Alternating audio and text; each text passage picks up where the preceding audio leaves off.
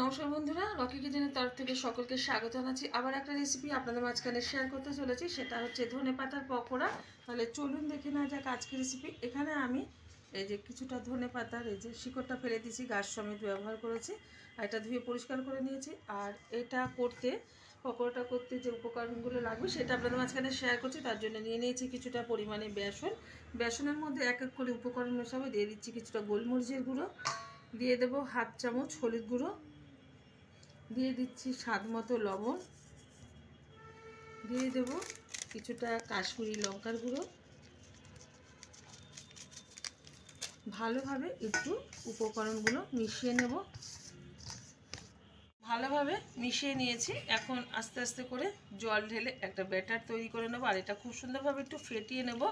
যত সুন্দরভাবে ফেটানো হবে ততই কিন্তু পকোড়াগুলো সুন্দর হবে, মুচমুচে হবে। তো আপনারা এখানে একটু চালের গুঁড়ো ব্যবহার করতে পারেন, তো আমি ব্যবহার করব না, কারণ দোকানে কিন্তু চালের গুঁড়ো ব্যবহার হয় না, শুধু বেসন দিয়ে করে থাকে।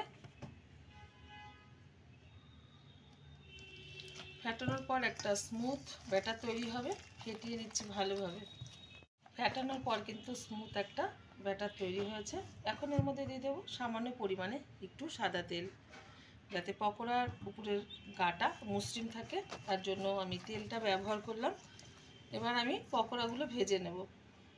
পকোড়াগুলো ভাজার জন্য ওভেনে একটা কড়াই বসিয়ে তাতে দিয়ে দিয়েছি বেশ কিছুটা পরিমাণে সাদা তেল। তেলটা গরম হয়ে গেছে। এখন আমি এই ব্যাটারের মধ্যে এরকমভাবে চুবিয়ে নিচ্ছি ধনেপাতাগুলো। আর সুন্দরভাবে তারপরে চুবানোর পরে আমি দিয়ে দেব ডাইরেক্ট তেলে। দিয়ে দিচ্ছি একটার পর একটা এরকমভাবে।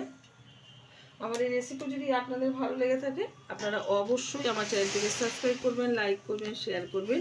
আর ঠিক যেরকমভাবে আমি আজকে ধনেপাতার পকোড়া বানিয়ে দেখাচ্ছি, অবশ্যই আপনারা সন্ধ্যাবেলা এটা ট্রাই করবেন। আশা করি ভীষণ ভালো লাগবে।